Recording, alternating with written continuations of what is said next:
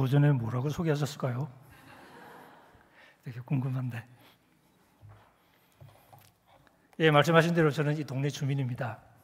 학교로 이렇게 주민이기도 하고 제 집도 사실 중앙 하이츠빌이어서 가깝고, 그래서 제가 아마 여러분들보다는 훨씬 더 자주 교회 앞을 왔다 갔다 하지 않을까 싶은데요. 그리고 커피도 이렇게 종종 가서 마시고.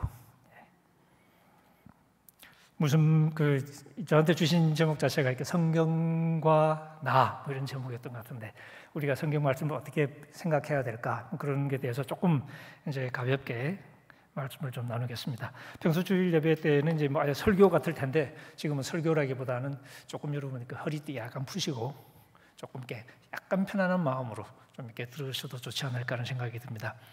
사실 성경 말씀을 우리가 이렇게 많이 읽지만 이게 참 읽는 게 아니죠. 우리가 성경을 읽지만 여러분 생각해 보시면 다 아시지만 우리가 이렇게 착하지 않잖아요. 저는 이 개그를 친 건 아닌데 좀 뜻밖의 웃으시네요. 예. 우리는 안 착합니다. 굉장히 이기적이죠. 그러니까 이기적이지는 않아도 자기중심적이죠. 그러니까 우리 시선은 늘 나한테서 시작하니까 나 중심으로 생각할 수밖에 없습니다. 그래서 우리가 여러분 대화를 해보면 어떤 경우는 참 대화가 잘 되는 경우도 있지만 어떤 때는 되게 짜증나는 경우도 있지 않나요? 대화하는데 예를 들어서 이제 외국 갔다 온 경험을 지금 얘기를 막 시작했어요. 미국 갔다 왔는데 미국에 뭐 보스턴을 갔다고 얘기를 하는데 이제 그 친구가 치고 나면서 그래? 나도 갔다 왔는데. 그럼 이제 지 얘기 시작하는 애. 그럼 이제 되게 짜증나죠.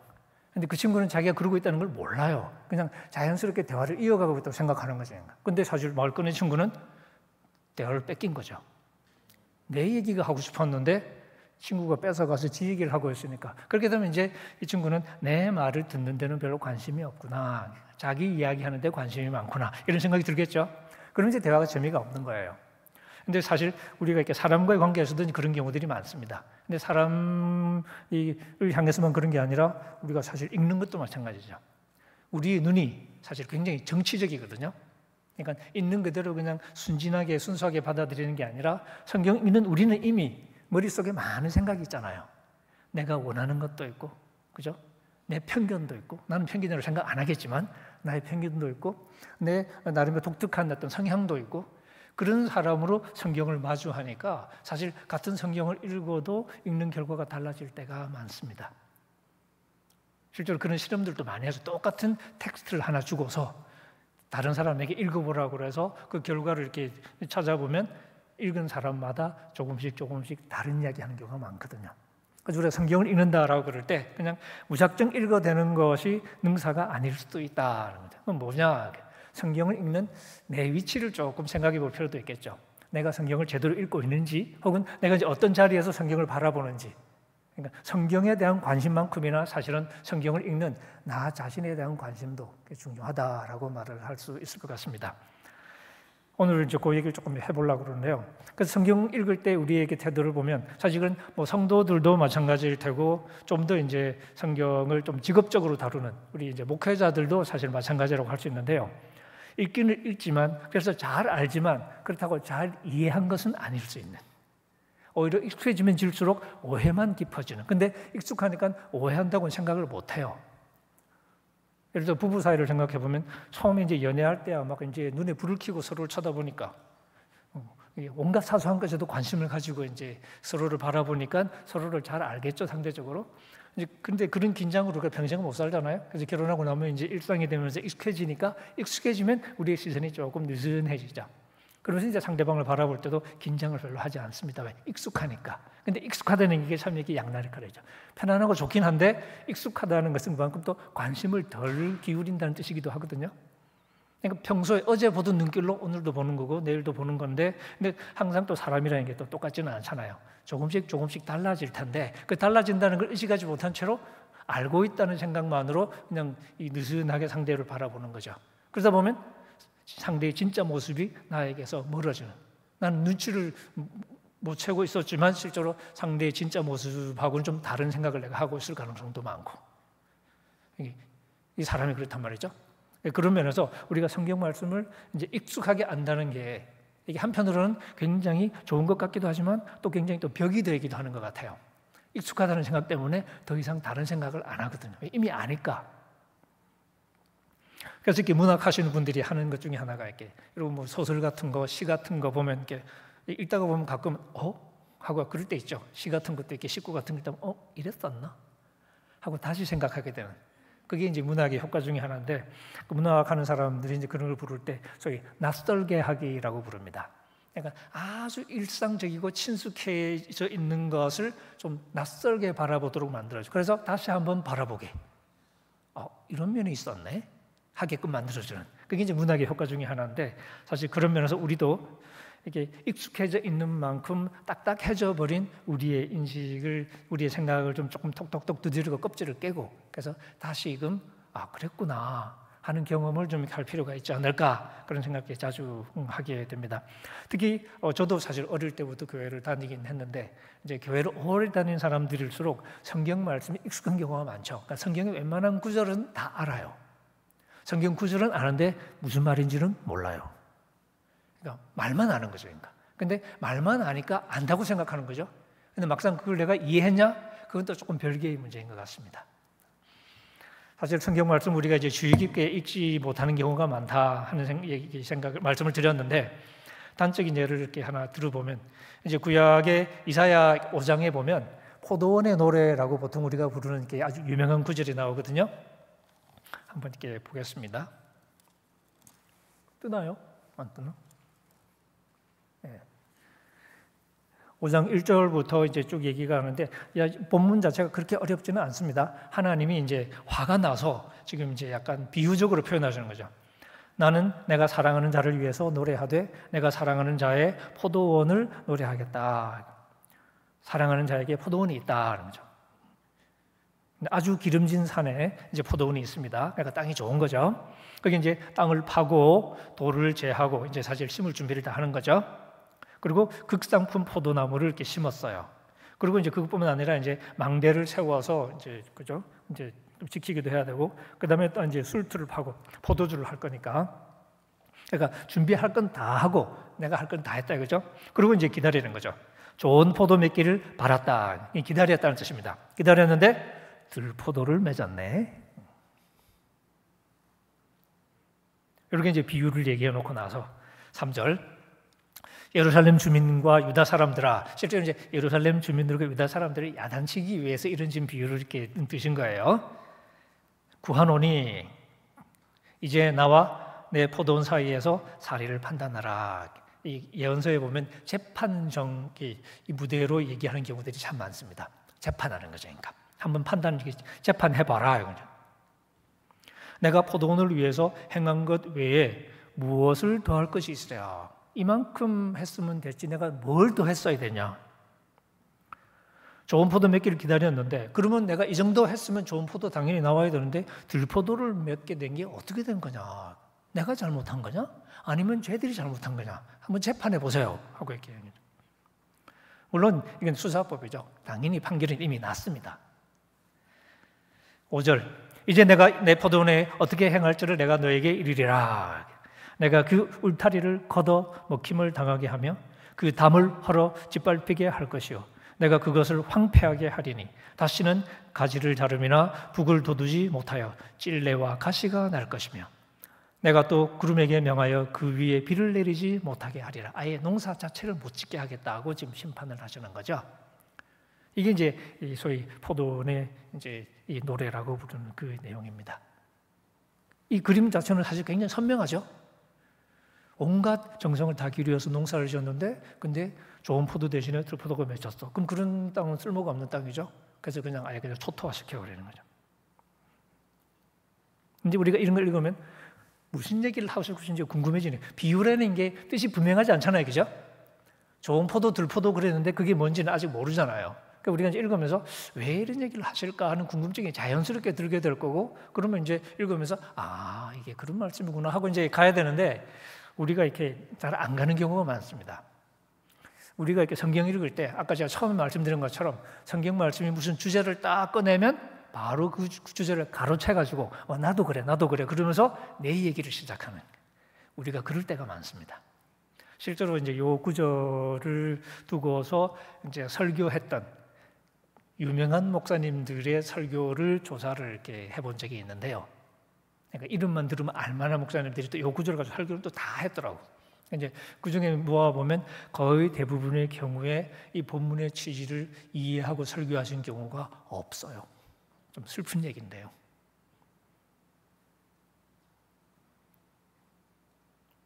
비유를 우리가 들고 나올 때는 이게 무슨 비유일까를 생각을 해야 되는데 우리가 잘 안 하는 귀찮으니까.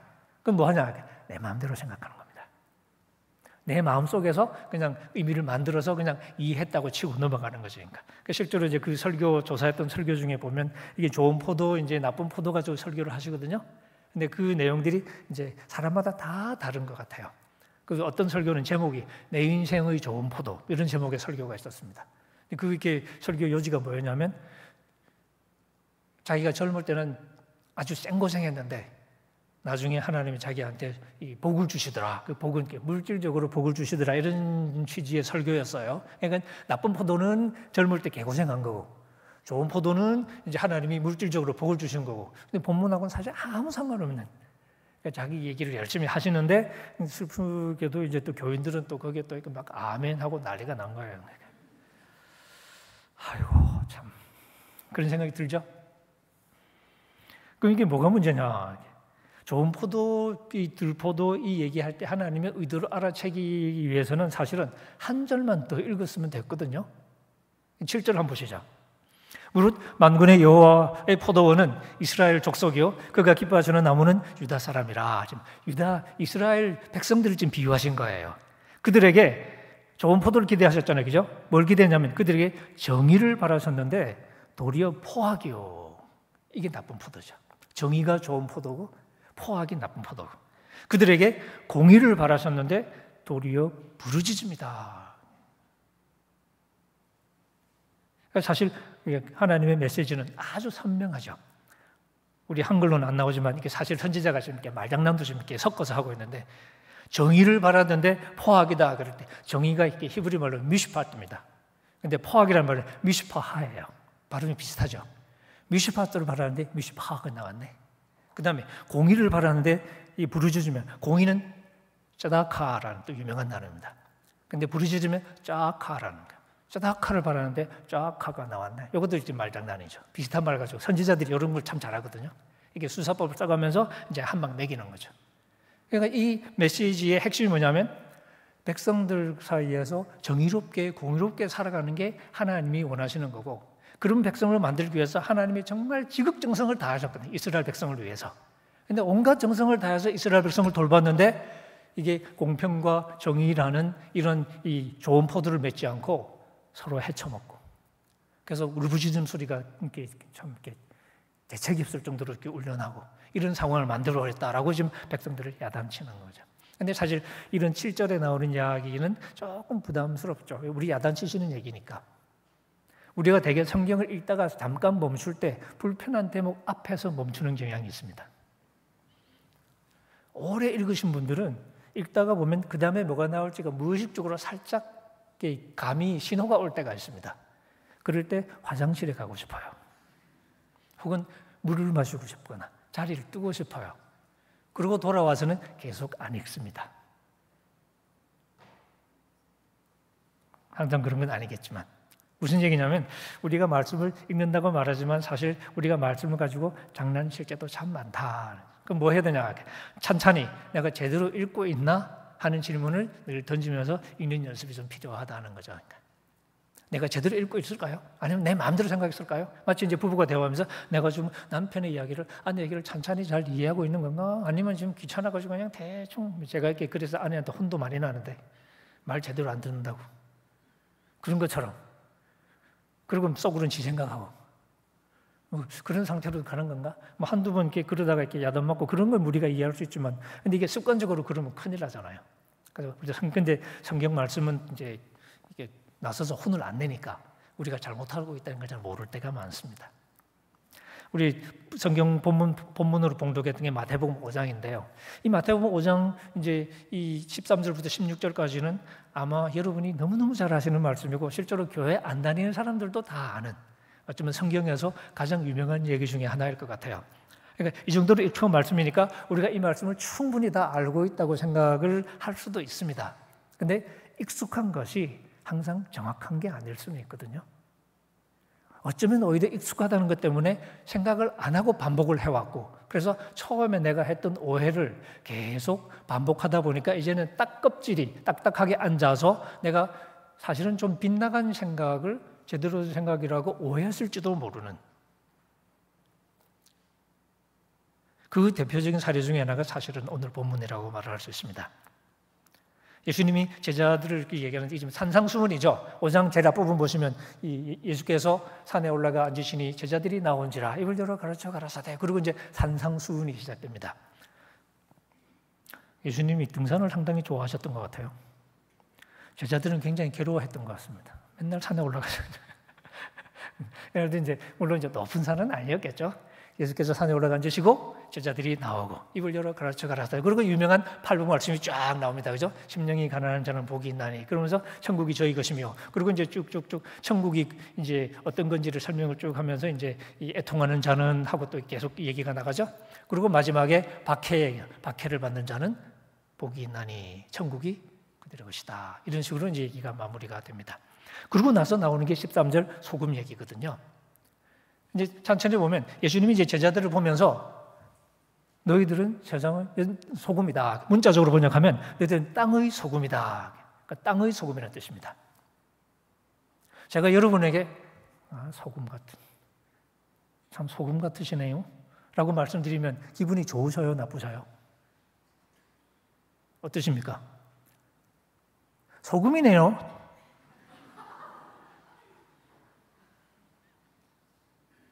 기분 좋으세요? 나쁘세요? 무슨 말인지 모르시겠죠? 일단 왜 소금이라고 그런지 모르시잖아요. 그죠? 그런 분들 무슨 말이죠? 하고 되묻게 되겠죠? 되물어야 사실은 정상이죠. 그런데 우리는 성경 읽을 때는 되묻지 않습니다. 고개를 끄덕끄덕합니다. 다 알아들었다는 거예요. 그리고 그때부터 우리가 다 알아들었다고 행동을 하는 거죠. 실제로 이제 이 본문도 사실 목사님들이 설교도 많이 하시고 이렇게 여러 문맥에 많이 나오는 말씀인데, 제가 이름을 얘기하면 신뢰가 될 것 같아서 성함은 말씀을 안 드리는데 엄청 유명한 목사님이에요. 제가 이렇게 그분 설교를 생전에 딱 한 번 이제 생 목소리로 들어봤는데 그게 이 본문이었어요. 전형적인 설교였는데 이제 이 설교가 사실은 이 너희는 땅의 소금이다 하는 요 대목에서 설교가 끝났습니다. 그 뒷부분 읽을 필요가 없었어요. 왜? 소금이다. 그리고 이제 목사님이 바로 어떻게 하셨냐면 이제 우리를 소금이라고 해주셨다는 거니까. 일단 그 목사님이 칭찬으로 이해하신 것 같아요. 우리가 아무것도 안 했는데 소금이라고 얘기해 주셨다. 하나님의 은혜다. 그 얘기를 처음에 하시고 그 다음에 이제 소금이니까 우리가 어떻게 되냐. 소금 노릇을 해야 된다는 거죠. 소금이 무슨 일을 하죠? 여러분 소금 꽤 잘 아시잖아요. 그죠? 일단 우리가 가장 일상적으로 많이 경험하는 건 음식에, 그죠? 여러분 곰탕 먹을 때 혹은 육개장 먹을 때, 육개장이 아니고 이렇게 뭐 삼계탕 같은 거 먹을 때 소금 없으면 참 재미없잖아요. 그죠? 음식의 맛을 내는 역할을 하는 게 소금이고, 그러니까 이제 설교할 때도 그런 얘기가 나오죠. 그 다음에 또 소금은 지금은 냉장고 때문에 뭐 덜 그랬지만 냉장고 없던 시절에 소금은 사실 이렇게 보존하는, 그죠? 부패를 방지하는 기능이 있었죠. 그래서 염장식품이 많이 나오고 그랬잖아요. 그것처럼 이제 부패를 방지하는. 그래서 설교할 때 이제 그 얘기도 나오고. 되게 저도 이렇게 지금까지 설교를 많이 들어봤었는데 두 가지가 나옵니다. 이 세상의 부패를 방지하는 그런 존재가 돼야 된다 하는 얘기도 나오고, 그 다음에 이 세상에 이렇게 맛없는 이 세상을 좀 더 맛깔나게 만드는 그런 역할을 해야 된다. 그 두 가지 얘기를 하셨는데 문제는 이게 지금 예수님하고 대화를 잘 한 걸까요? 아니면 예수님의 대화를 딱 끊고 내 얘기를 시작한 걸까요? 예수님이 너희들은 소금이야 라고 그럴 때 그 말씀을 하시려고 그랬던 걸까요? 아니면 예수님이 말이 끊겨서 좀 당황하고 계실까요? 그러면 이제 일단 소금이다 그랬을 때는 사실 애매하잖아, 그죠? 제자들도 무슨 말인지 몰랐을 것 같아요. 왜 우리를 소금이라고 그러지? 우리말로 소금 그러면 일단 그게 별로 안 좋죠. 우리 자매님한테 참 소금 같아 라고 말하면 되게, 그죠? 우리말로 소금 같다는 얘기는 돈 쓸 때는 써야 되잖아요. 근데 그럴 때 지갑에 안 나오는 사람이 있거든요. 웬만하면 지갑이 열릴 때도 됐는데 굳이 안 열리는. 제가 아는 교수님 중에 한 분은 저보다 이렇게 선배고 또 이렇게 저보다 월급도 많았었는데 그 참 식당 갈 때마다 지갑을 놓고 오셔요. 실수로. 근데 그 실수를 매번 하셔요. 그래서 지갑 놓고 왔다. 그 얘기는 이제 바로 네가 내 이 소리지니까. 그래서 제가 참 많이 냈습니다. 그럼 우리가 소금 같다 그러죠. 우리나라 말에서 소금 그러면 그렇게 좋은 이미지는 아닌데, 그러면 당시 유대계 문화에서 소금 그러면 그게 칭찬이었을까? 욕이었을까? 그것도 애매해요. 사실은 땅의 소금이라고 그랬는데 땅의 소금이 좋은 표현은 아니죠. 여러분, 소금하고 땅하고 사이가 좋아요, 나빠요? 소금이 많은 땅은 좋은 땅인가요? 예, 못 쓰는 땅이죠. 그런데 예수님이 땅의 소금이라고 그랬을 때 어떤 뜻으로 얘기했을까? 그 제자들은 굉장히 궁금했을 것 같아요. 그래서 1차적인 반응은 무슨 뜻이죠? 하는 게 1차적인 반응이 되죠. 소금이라고 좀 얘기를 했는데 무슨 의도로 소금이라고 그랬는지 모르니까. 그래서 예수님이 이제 그러면 무슨 말인지 모르면 어떻게 되죠? 계속 들어봐야죠. 근데 문제는 우리가 안 들어요. 계속 들어보면 너희는 세상의 소금이다. 그 다음에 예수님은 소금이 만일 그 맛을 잃으면 무엇으로 짜게 하겠냐. 이 얘기가 하고 싶은 거니까. 소금이 맛 잃어버리면 무엇으로 짜게 하겠냐. 이 대목에 사실 조금 번역이 조금 아쉽습니다.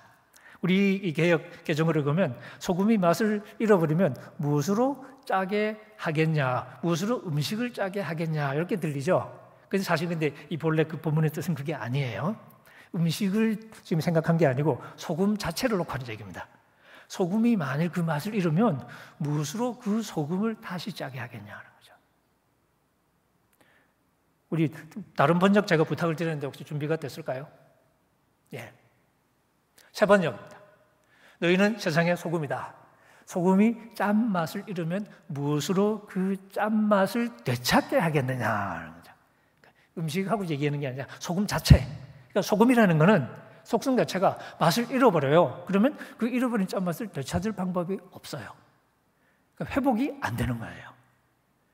또 다른 번역, 이렇게 새 한글 성경이라고 이렇게 최근에 나온 건데, 새 한글 성경은 이제 번역의 특징 중에 하나가 예수님이 청중들에게 얘기하실 때 존댓말을 쓰십니다. 사실 한국 문화로 생각하면 반말로 하시지는 않았겠죠? 그러니까 이렇게 그런 면에서는 조금 더 이렇게 뭐 자연스러운 번역인데, 바로 여러분은 땅의 소금입니다. 소금이 그 맛을 잃어버리면 무슨 수로 그 짠맛을 되찾겠어요? 예수님이 상당히 조금 부드럽게 귀엽게 얘기를 하시는 것 같은데, 되찾겠어요. 짠맛을 되찾는다는 얘기죠. 그러니까 소금이 맛을 잃어버리면 그 짠맛을 되찾을 수 있는 방법이 없다는 얘기입니다. 소금이에요. 근데 짠맛이 나야 되잖아요. 그죠? 짠맛을 잃어버렸어요. 근데 짠맛이 회복이 안 된대. 그러면 어떻게 할까요? 이것도 제 얼굴을 쳐다보시지만 사실 예수님이 다 하신 얘기잖아요. 우리가 안 읽어서 그렇지. 그 다음에 읽어보시면 뭐가 나옵니까? 후회는 아무 쓸데없어?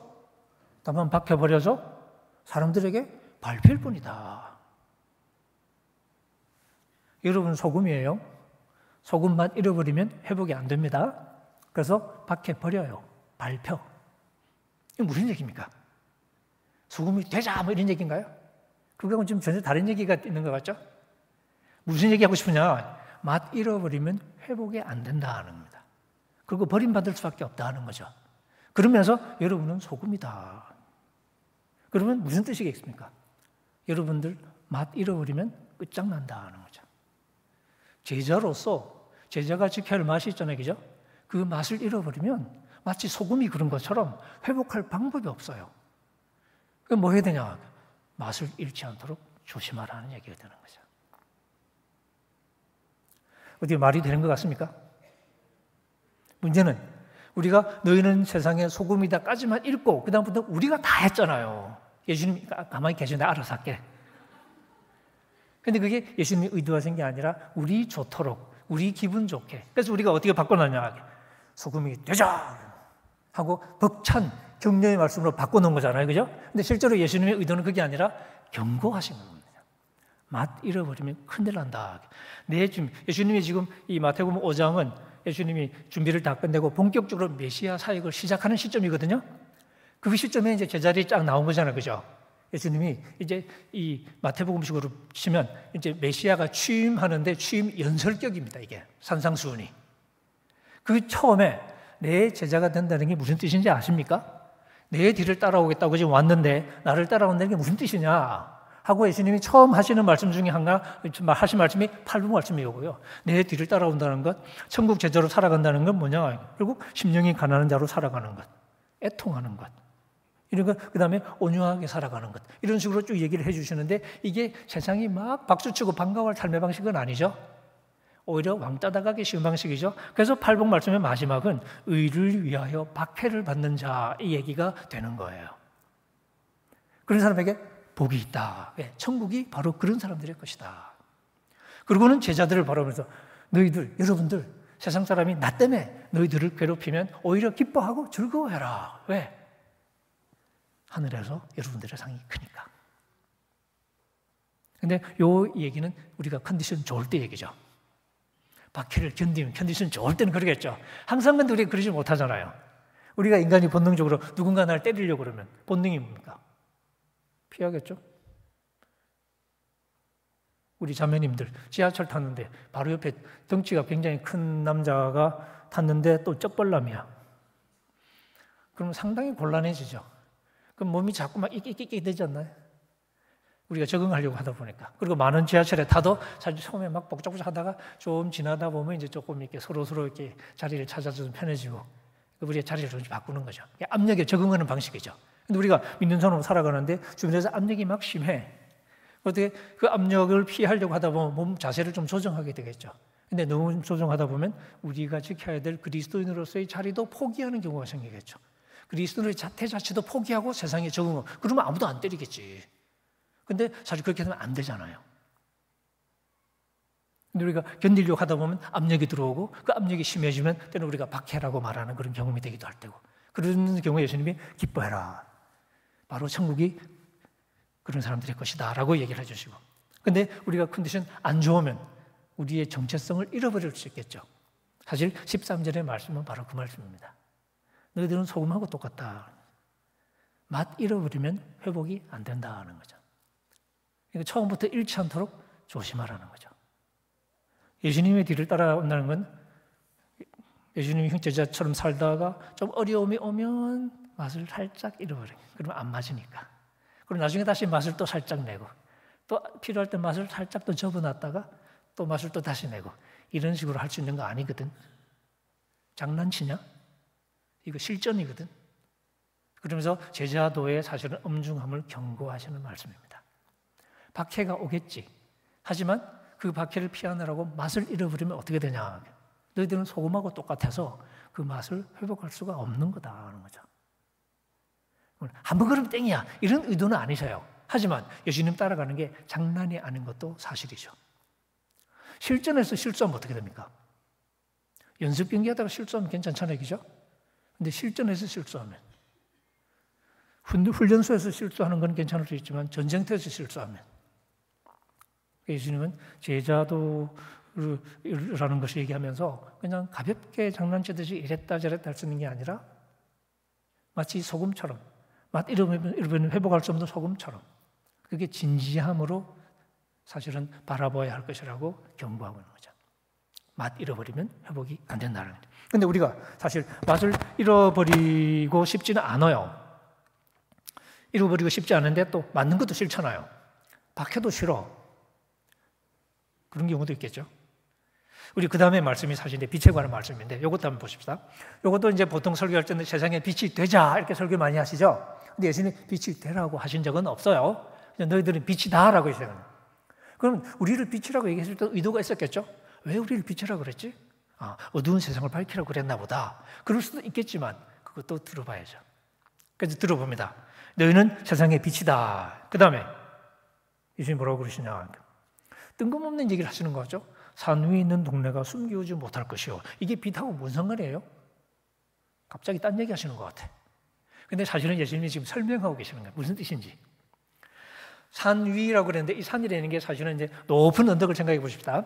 그리고 이제 도시, 그 동네인데 동네 문자적으로는 도시입니다. 영어로는 city. 그러니까 이게 도시가 되려면 그래도 규모가 좀 있어야 되거든요.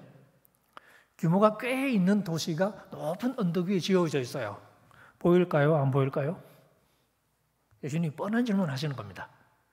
산 위에 있는 동네는 숨을 수가 없죠. 왜? 높은데 아주 멋지게 지어놨으니까 다 보이는 거죠. 우리가 보여주기 싫은 건 높은데 안 짓잖아요, 그죠? 보여주기 싫은 건 되게 땅속에 이렇게 파묻거나 그렇습니다. 그래서 뭐 군사시설 같은 거, 중요한 시설들은 땅속에 들어가 있는 게 많죠. 안 보여주고 싶으니까. 근데 높은 데 짓는 것은 보라고 짓는 거죠. 예수님 그 얘기하시는 거예요. 높은 데, 산 위에라는 전치사를 잘 생각해 보십시오. 산 위에 있는 동네는 숨을 수가 없습니다.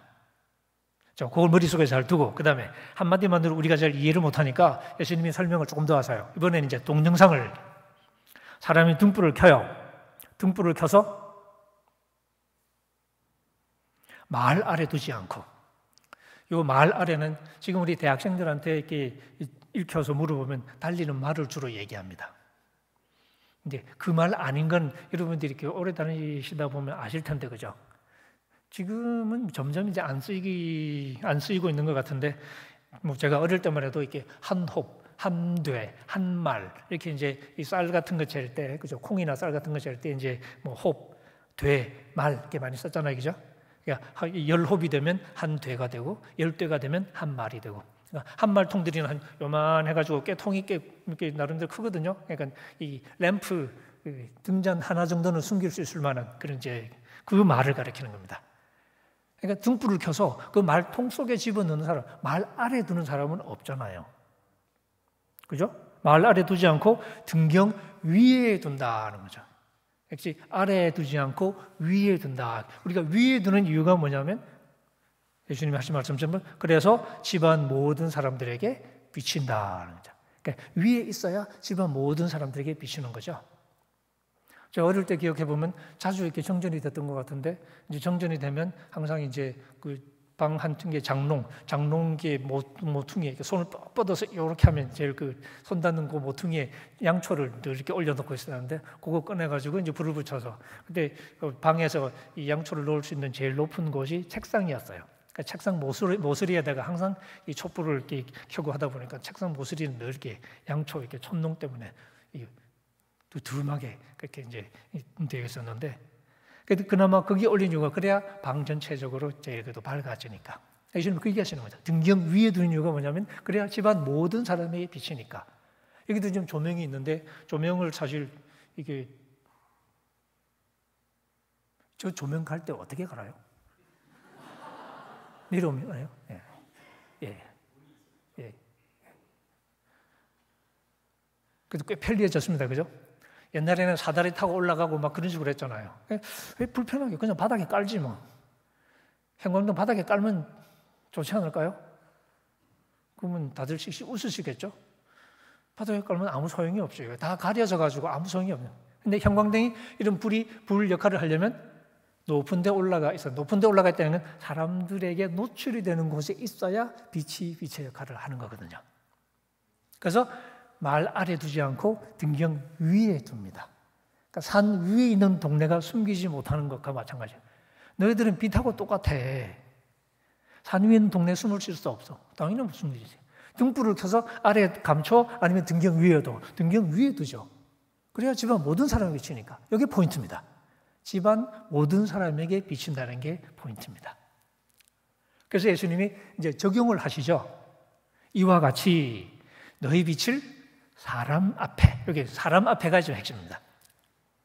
저기 구석에서 말통 속에서 혼자 반짝반짝 이게 아니고 사람 앞에 비치게 해야 된다는 거죠. 이게 비치게 하라는 건 어둠을 강력하게 쪼이라는 얘기가 아니라 반짝거린다고 이해하십니다. 사람들 보는 데서 빛나고 있어야 된다는 겁니다. 그럼 어떤 일이 생기죠? 저희로 너희 착한 행실을 보고, 여기서 예수님이 빛을 착한 행실이라고 번역을 해주셨어요. 착한 행실을 보고 여기 있어야 됩니다. 볼 수 있는 곳이라 해야 되는 거죠. 노출이 되는 곳입니다. 그리고는 하늘에 계신 너희 아버지께 영광을 돌리게 하라. 여기서 예수님이 빛 얘기를 하신 것은 어둠을 밝히라는 주문을 하려고 하신 게 아니라 사람들 앞에 있어야 한다는 거죠. 보이는 곳에 있어야 한다는 것입니다. 그런데 이 얘기가 왜 이렇게 중요할까요? 아까 제가 우리 소금 얘기했지만 소금은 이게 소금 맛을 잔뜩 지니고 제자다운 맛을 가지고 살아가다 보면 자꾸 맞으니까 박해를 받으니까 박해 싫어서 맛을 싹 빼버리고 교회 다니는지 안 다니는지 아무도 몰라. 그러니까 누가 때릴 일이 없어요. 그죠? 근데 예수님이 맛 한번 잃어버리면 다시 회복이 안 된다. 이렇게 경고하신 거죠. 빚 얘기하실 때도. 근데 이제 아까 말씀드린 것처럼 근데 내가 맛은 잃어버리기 싫어. 근데 또 맡기도 싫어. 그러면 한 가지 방법은 안 나가면 되지. 아주 짠 소금인데 밖에 안 나가는. 우리끼리만. 많은 사실 교회들이 좀 그런 느낌이 있죠. 주일마다 이렇게 저도 여러 교회를 가보는데 교회 가보면 정말 믿음들이 다 좋아 보이잖아요. 그죠? 찬양도 뜨겁게 하고 막 그렇습니다. 근데 가끔씩 야, 이 정도 신앙이면 이런 교회가 한 몇 개만 더 있으면 대한민국이 뒤집어질 것 같은데 왜 월요일만 딱 되면 아무 일도 없죠?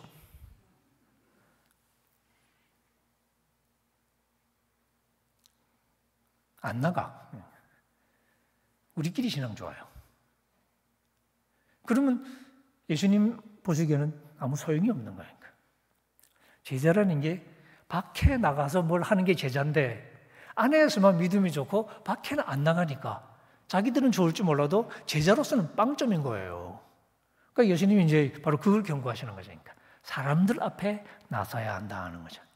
그러니까 짠맛을 지켜야 하고 잃어버리면 안 되고 그 다음에 사람들 앞에서 살아가야 한다. 이게 제자예요.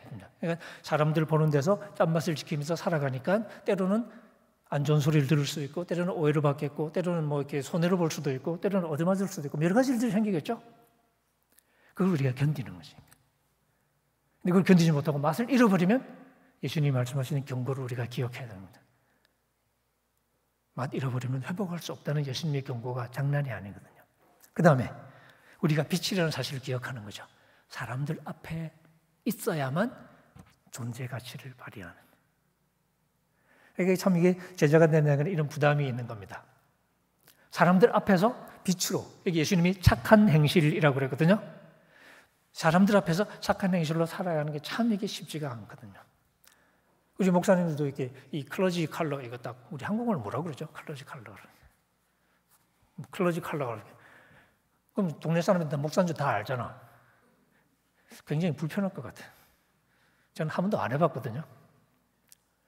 근데 사실은 그런 부담을 지고 살아가는 게 맞잖아요. 근데 그렇게 하면서 내가 제대로 하려고 애를 썼다? 제대로 했다고 쳐봅시다. 그러면 목사님 참, 야, 목사님답다. 그러겠죠? 그게 예수님이 기대하신 효과거든요. 저기로 너희 착한 행실을 보고 하늘에 계신 너희 아버지께 영광을 돌리게 하라. 근데 그게 목사님만 해당되는 게 아니고 모든 제자에게 다 해당이 되는 거거든요. 근데 이게 예수님이 우리에게 기대하신 거라는 거죠. 이거 없이 그러면 이제 대충 살아도 돼. 그게 아니라는 거죠. 그러니까. 제자가 된다는 것은 바로 이런 인물을 우리가 인식하고 예수님 앞에 충성서약을 하고 앞으로 우리가 최선을 다해서 이렇게 살겠습니다라고 약속을 하는 거죠. 그렇게 하려니까 때로는 나를 내려놓아야 될 때가 있고 예수님 말씀처럼 내 뒤를 따라오려거든 자기를 부인하고 이게 참 쉽지 않죠. 나를 부인해야 된다는 사실. 우리가 자존심 하나로 사는데 내 자존심을 내려놓으라는 얘기는 참 듣기가 쉽지가 않습니다. 실제 상황에서. 하지만 예수님 뒤를 따른다는 건 많은 경우에 바로 그런 이 요구, 나를 내려놓는 거죠. 다른 사람 때문에 나를 포기하고 나를 희생하는 남들 보기에는 멍청해 보이는 그런 행동으로 사실은 예수님의 뒤를 따라가는 거거든요. 우리가 예수님을 따라간다는 얘기가 여기서 말씀처럼 이 세상에서 사람들이 보는 앞에서 하나님이 기뻐하시는 삶을 살아가는 것. 그다음에 이게 단순히 이제 그 정도로 끝나는 게 아니라 제가 이제 이 요한복음 15장 얘기를 잠깐 하고 마무리를 하겠습니다. 우리가 주님의 제자로 살아가는데 이 복음서에 나오는 제자들은 실제로 예수님을 문자적으로 뒤를 쫄쫄 따라다녔잖아요. 근데 지금 우리는 예수님이 안 계시잖아요. 그죠? 예수님 따라가고 싶은데 어디 계세요, 예수님? 어디 계신지 행방이 확인이 돼야 따라갈 텐데 지금 안 계시잖아요. 근데 이게 제가 가끔 이렇게 주님이 지금 우리와 함께 하세요? 함께 안 하세요? 함께 계세요? 안 계세요? 함께 계세요? 계세요? 그럼 다시 질문. 여러분, 주님 다시 오시기를 기다리세요? 안 기다리세요? 기다리세요? 지금 계신다며요. 계신다며요. 그럼 계시는 분은 누구고 기다리는 분 누구예요? 아바타. 제가 괜히 좀 말도 안 되는 질문 하는 것처럼 보이나요? 우리가 이제 주님이 함께 하신다는 말을 너무 이제 막 쓰다 보니까 가끔 잊어먹는 사실이 있습니다. 그게 뭐냐? 사실 주님이 우리와 함께 계시지 않습니다. 제가 이상한 소리 하나요? 주님 승천하셨어요? 안 하셨어요? 그러고는 뭐라고 약속하죠? 그때 천사가 너희가 올라가심을 본 그대로 오실 거다. 오셨어요? 안 오셨어요? 그럼 지금 계셔요? 안 계셔요? 실제로 주님은 우리와 함께 안 계십니다. 함께 안 하셔요. 물론 우리가 주님이 함께 하신다고 말을 하고 사도 바울도 그런 말을 많이 하는데 우리가 이제 믿음의 고백이죠. 우리가 물리적으로 혹은 감각적으로 주님이 함께 있다고 우리가 고백하는 게 아니라 실제로 인간의 몸이 되어서 이 땅에 오셔서 죽고 부활하신 몸, 지금도 인간의 몸을 입고 계신 그 예수님이 지금 떠나가셨고 그분은 지금 우리와 함께 하시지 않는 거예요. 그래서 지금 내가 떠든다. 조용히 하지. 그래서 사실 우리가 지금 가장 먼저 생각해야 될 게 뭐냐면 주님의 부재, 떠나가신 주님에 대한 아쉬움, 이게 사실 있어야 되거든요. 그런데 우리는 그게 하나도 없어요. 왜? 오래되기도 했고.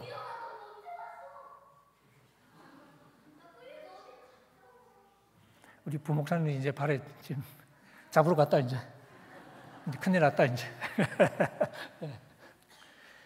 애들 땐 참 좋습니다, 그죠? 뭐든지 다 할 수 있고. 저래도 또 별로 혼도 안 나. 쟤네들이 지금 인생의 황금기라는 걸 알까요?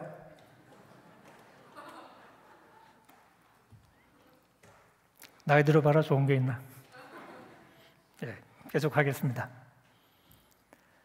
사실 그래서 초대교회는 주님이 이제 떠나가심을 경험하면서부터 시작이 됐고, 그래서 초대교회는 늘 주님의 오심에 대한 간절한 기대로 가득 차 있었습니다. 그러니까 아쉬운 거예요. 말하자면 남자친구 지금 군대 갔어요. 군대 간 남자친구를 기다리는 마음인 거죠. 근데 우리가 주님이 함께 하신다는 그 고백은 믿음으로 하는 고백이고 영으로 우리와 함께 계신다는 우리가 믿지만 이거는 실제로 주님의 몸이 우리와 떨어지다는 사실을 무시하는 그런 고백은 아닙니다.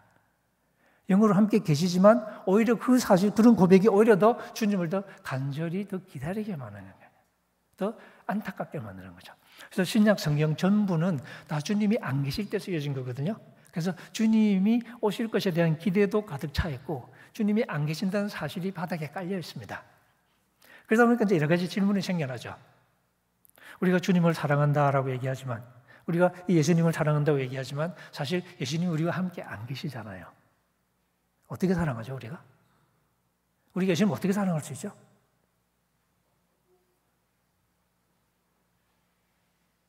안 계시니까 뭐 노래만 부르면, 찬양만 하면, 그리고 우스갯소리로 남편 중에 가장 멋진 남편이 어떤 남편일까요? 가장 좋은 남편. 너무 심각하게 들으시는 것 같아요. 웃자고 한 얘기입니다. 가장 좋은 남편은 장기 출장 가 있는 남편.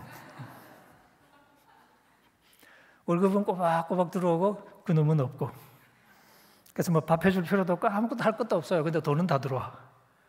그 돈 쓰면 돼. 이런 농담을 하죠. 안 계시는 주님을 우리가 어떻게 사랑하지? 이런 생각이 안 들까요? 여러분 그런 고민 안 해보셨어요? 내가 예수님 사랑하는 게 맞나? 사랑한다고 말은 어릴 때부터 죽으라고 해왔는데 실제로는 안 계시는데 어떻게 주님을 사랑하죠? 혹은 주님을 섬긴다고 말했는데 어떻게 섬기지? 물론 우리는 많은 경우 이 질문을 뭐 교회에서 섬긴다 이렇게 말을 이해를 하긴 하는데 실제로 우리가 그럼 주님을 섬긴다는 게 무슨 말일까? 지금 이 땅에서 우리는 그럼 주님과 관계없이 살아가나? 뭐지? 15장, 요한복음 15장 얘기가 사실은 그런 질문에 대한 답일 수 있는데 여기도 포도나무 얘기가 나옵니다. 이 포도나무 얘기를 예수님이 참 좋아하시는 것 같은데 이제 제가 앞에 운을 한번 떼볼 테니까 여러분 뒷부분 한번 채워보실래요? 나는 참 포도나무요. 너희는 가지니를 주로 많이 하신 것 같아요. 근데 그건 5절에 나오거든요. 1절이 아니고. 나는 참 포도나무요 하고 1절에는 뭐가 나옵니까? 내 아버지는 농부라. 근데 아버지의 존재가 별로 달갑지가 않아요. 농부는 손에 뭐가 들려있을까요? 과수원 겨울에 뭐 합니까? 과일 다 따고 나서 겨울에 가지치기 하죠. 쓸모없는 거 다 잘라버리고 될 만한 것들은 잘 때 정리해주고. 그리고 제가 또 묻습니다. 여러분, 우리 예수님 포도나무고 우리는 가지라고 그러잖아요. 그죠? 우리가 예수님께 붙어있으면 열매를 맺나요? 안 맺나요? 제가 이렇게 몇 번 묻다 보면 나중에 대답을 잘 안 하시는 경향이 있습니다. 자꾸 비트는 것 같아가지고. 예, 맞습니다.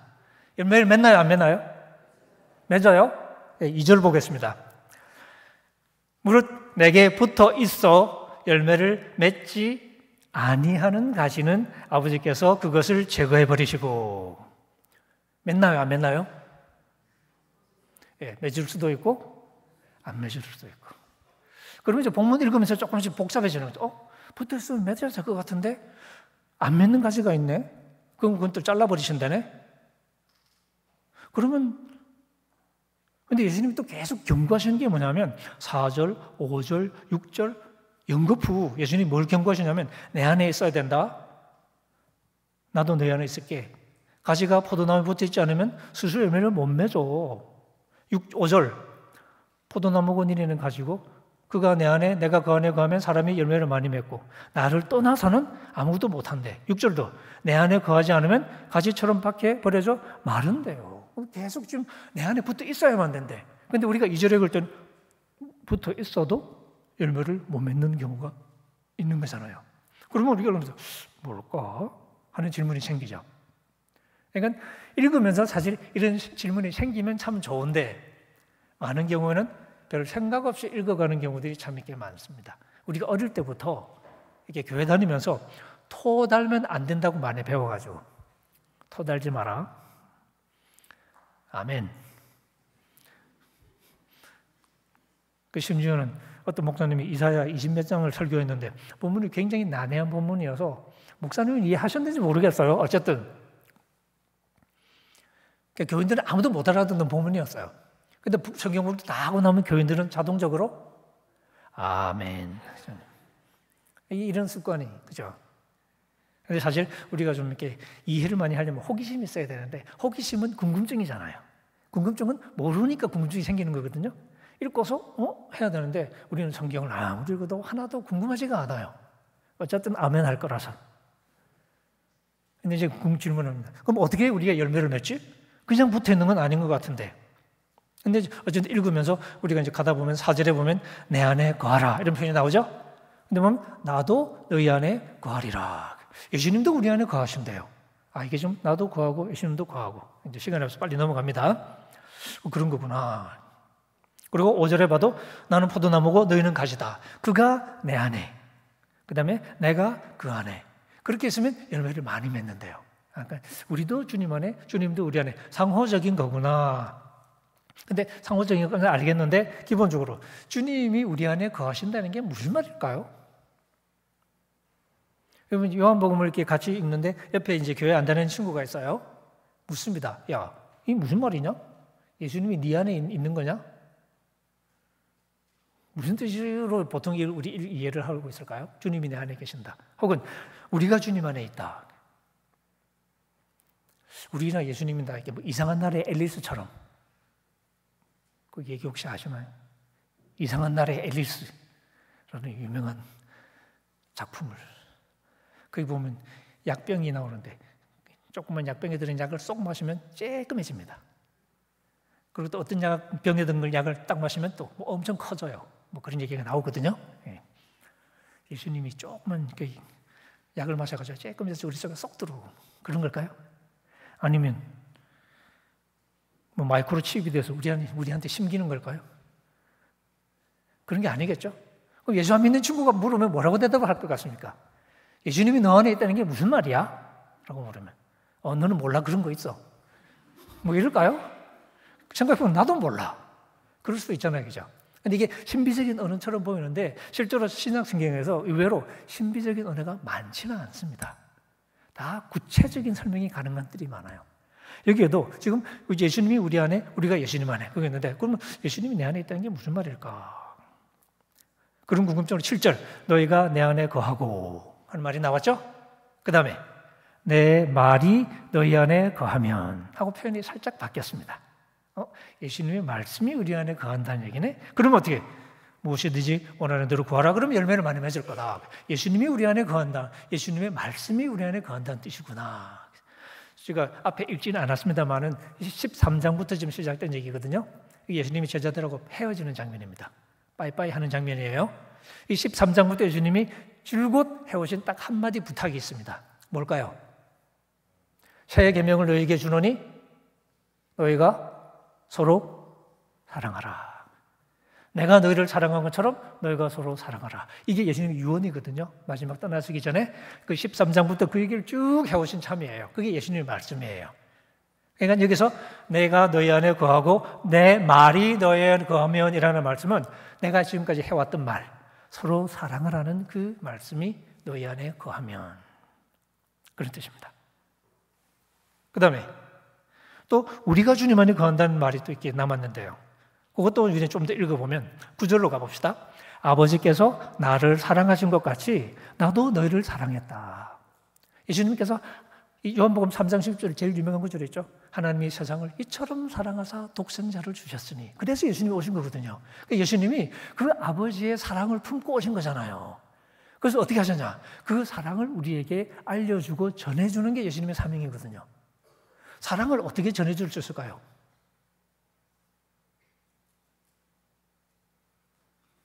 사랑을 어떻게 전해줄 수 있을까요?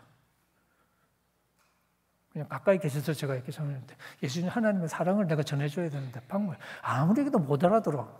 쥐어받고 따귀 때리고 그래도 모르겠냐? 이렇게 해서 하나님의 사랑을 제가 알릴 수 있을까요? 그렇게 안 되겠죠. 사랑을 전달하는 유일한 방법은 사랑해주는 방법밖에 없습니다. 그죠? 마치 온도를 전달하는 거하고 똑같잖아요. 그죠? 내가 뜨거운 온도를 제가 어떻게 전달해요? 내가 차가우면 전달이 안 되겠죠? 그러니까 예수님이 아버지의 사랑을 고스란히 품고 그 사랑으로 우리를 사랑하시는 그게 아버지의 사랑을 보여주시는 건데 그 사랑의 절정이 십자가에서 자기를 희생하는 거잖아요. 그런 식으로 이제 사랑하시면 돼요. 근데 그 사랑을 품고 오신 거죠. 그래서 아버지께서 나를 사랑하신 것 같이 나도 너희를 사랑했다. 나의 사랑 안에 머물러라. 그러니까 예수님이 내 안에 거하라. 그런데 여기서는 내 사랑 안에 거하라라고 말씀합니다. 주님 안에 머문다는 건 주님의 사랑 안에 머무는 거구나. 근데 그래도 말이 분명하지가 않아요. 사랑 안에 머무는 건 또 뭐죠? 사랑이 집도 아니고. 그것도 조금 더 읽어봅니다. 10절. 내가 아버지의 계명을 지켜서 그의 사랑 안에 거하는 것 같이. 그게 이제 키죠. 예수님이 아버지의 사랑 안에 거했는데 아버지의 사랑 안에 거하는 방법이 뭐냐면 아버지의 계명을 지키는 거예요. 그것처럼 너희도 내 계명을 지키면 내 사랑 안에 거할 것이다. 우리가 주님 안에 거하는 건 주님의 사랑 안에 거하는 건데 주님의 사랑 안에 거하는 것은 주님의 계명을 지키는 거더라는 거죠. 그 주님의 계명이 뭐였을까요? 서로 사랑하라. 서로 사랑하라는 게 주님의 계명을 지키는 거고 그 계명을 지키면 우리가 주님의 사랑 안에 거하게 되는 거죠. 그게 주님 안에 거한다는 말이었던 거죠. 그러니까 그러면 주님이 우리 안에 거하시는다는 말도 그렇고 우리가 주님 안에 거한다는 말도 그렇고 결론은 똑같지 않나요? 결국 뭐 하라는 거예요? 서로 사랑을 하는 거죠. 이게 예수님의 유언입니다. 결국 예수님이 서로 사랑하면 내가 너희 안에 거하는 거고 서로 사랑하면 너희가 내 안에 거하는 거다. 그러니까 주님과 우리와 서로 거하는 이 소위 교제는 특히 주님이 떠나가신 다음에는 이게 무슨 신비적인 방법으로 이루어지는 게 아닌 거죠. 신비적인 언어로 남발하는 사람은 좀 조심하셔야 됩니다. 어떻게 우리가 지금 계시지 않는 주님과 관계를 맺어가냐? 의외로 간단해 보이죠. 서로 사랑하는 것입니다. 이게 주님께서 우리에게 남겨주신 말씀이었습니다. 조금 너무 재미가 없나요? 서로 사랑하는 건 되게 하기 싫은 일 중에 하나죠. 교회라고 오지만 때로는 정말 좋지만 어떤 때는 좀 짜증나고 그러지 않나요? 꼴 보기 싫은 사람도 있고. 그러니까 좀 힘든 거예요. 그러니까 사랑하는 건 힘들죠. 그래서 우리는 이웃 사랑하는 거 말고 다른 걸 자꾸 열심히 하고 싶잖아요. 그러지 않으세요? 그래서 어떤 분은 이웃 사랑하는 거 싫으니까 성경 필사를 시작한 분이 계십니다. 한 권을 통째로 다 뺏길 때까지 자존심 상처받을 일이 없어. 그냥 쓰면 돼. 그런데 이웃을 사랑하는 건 참 어떤 때는 자존심도 죽여야 되고 눈물도 흘려야 되고 참 쉽지가 않잖아요. 왜 자꾸 쉬운 걸 찾는 거지. 그러니까. 근데 또 성경 한번 베껴 쓰고 나면 또 뽀대도 나잖아. 사람들 칭찬도 받고. 우리가 자꾸 그렇게 가는 거죠. 그러니까. 예수님은 그게 아니라는 거죠. 계시지 않는 주님이 마치 신비롭게 어딘가 계시는 것처럼 분위기 잡지 말고 존재하지 않는 예수님, 아직 오시지 않은 예수님과 지금 우리가 살아있는 관계를 맺는 방법은 뭐냐? 서로 사랑하는 거라는 거죠. 이게 교회의 신비 중에 하나입니다. 지금 옆에 앉아 계시는 분이 사실은 주님이라는 거죠. 옆에 앉아있는 사람을 힘들게 사랑하는 것이 주님을 사랑하는 방법이고 바로 그런 사랑의 노력을 통해서 우리가 주님과 함께하는 신비의 교제를 누린다는 뜻입니다. 적어도 주님이 다시 올 때까지는 그렇습니다. 그런데 우리가 이게 하기 싫어서 이렇게 마치 높은 데 올라가면 신비로운 언어를 사용하면 신비로운 폼을 잡으면 될 것처럼 그런 게 흉내를 내지만 그거는 사실은 우리가 도망가는 행동이지 주님이 말씀하신 대로 정말 주님께로 가까이 가는 행동은 아닌 거잖아요. 가장 하기 힘든 서로 사랑하는 것. 혹은 마태복음식으로 말하면 너희 중에 지극히 작은 자 하나에게 베푸는 사랑. 그게 나중에 심판 때 보면 예수님한테 베푸는 사랑이었다고 확인되잖아요. 지금은 아닌 것 같죠? 가장 무시하기 쉬워 보이는 사람에게 우리가 사랑을 베푸는 게 주님을 사랑하는 것이라고 마태복음에서는 얘기하십니다. 이처럼 우리가 말씀을 읽으면서 제가 좀 너무 길어졌는데 마무리하겠습니다. 말씀을 읽는다고 마구 읽는 게 중요한 게 아니라 때로는 읽으면서 나 자신을 돌아보면서 내가 말씀을 차근차근 제대로 생각하면서 읽어가고 있는 건지 아니면 말씀은 대충 읽으면서 계속 내 생각으로 채우고 있는 건지 그걸 검증을 자꾸 해보는 거죠. 그러면서 내가 말씀과 차근차근 지금 뭐라고 얘기하고 계시는 것이 하고 궁금증을 가지고 질문 던지면서 대화를 풀어가면서 아 이런 얘기를 하시는 거였구나. 이런 깨달음들이 조금씩 쌓여가면서 그게 우리에게 하나님의 은혜를 진짜로 전해주는 거예요. 그러니까. 제가 우스갯소리로 말해요. 자가 발전 은혜라는 게 있거든요. 내가 마음대로 받는 은혜가 있습니다. 성경 말씀을 비틀어가지고 혼자 은혜 받는. 그런 거는 착각에 빠지는 거라서 진짜 하나님의 이 능력을 우리에게 전해주는 게 아니잖아요. 근데 우리가 정말로 말씀 앞에 나 자신을 내려놓고 말씀의 진정한 의미를 깨달으면서 쌓아가는 그 깨달음. 그거는 우리를 변화시키고 우리를 성장하게 만들어 갑니다. 그러려면 나 자신을 돌아보면서 내가 쌓아왔던 껍데기를 하나하나 벗어가는 연습. 이 자아의 껍데기, 이기심의 껍데기, 자기 중심적인 껍데기 다 내려놓고 차분히 뭐라고 지금 말씀하시는 걸까를 물으면서 때로는 목사님한테나 다른 분한테 물으면서 어쨌든 겸손하게 말씀을 배워나가면서 그 말씀 앞에 그 말씀을 이해하는 그 경험 속에 나를 쌓아가는 것. 그것이 하나님 앞에 좀 더 가까이 가는 길을 터이고 하나님이 원하시는 건강한 교회를 이루어 가시는 방법이 될 것입니다. 바라기는 여러분이 말씀 묵상하시면서 나를 벗겨가는 그 경험이 두렵지만 오히려 그것이 참 하나님의 은혜를 경험하는 길이라는 것을 생각하면서 좀 더 겸허하게 좀 더 찬찬히 말씀을 대하면서 진정한 말씀의 은혜가 여러분의 삶에 좀 더 많이 넘치기를 주의 이름으로 축원합니다. 한번 기도하겠습니다. 자비로우신 하나님 아버지, 오늘 저희들이 잠시 몇 구절을 이렇게 함께 생각하면서 하나님의 말씀을 생각하는 우리의 태도가 때로는 너무 이기적이지 않았는지, 너무 나 중심으로 생각하는 건 아니었는지, 말씀에 귀 기울인다고 말은 했지만 실제로는 내 생각에 귀 기울인 것은 아니었는지 다시 한번 돌아옵니다. 우리가 다 이렇게 참 하나님 앞에 아직 성숙하지 못하고 우리가 참 어린아이 같습니다. 주의 성령께서 저희들의 마음을 다스려 주시고 저들의 마음을 열어주시고 하여 저들이 말씀 앞에 좀 더 겸손히 엎드리며 좀 주의 말씀을 경청하며 하나님 하시는 말씀을 새겨 들으며 그 말씀의 은혜 위에 우리의 하루하루를 쌓아나가게 도와주옵소서. 예수님의 이름으로 기도합니다. 아멘.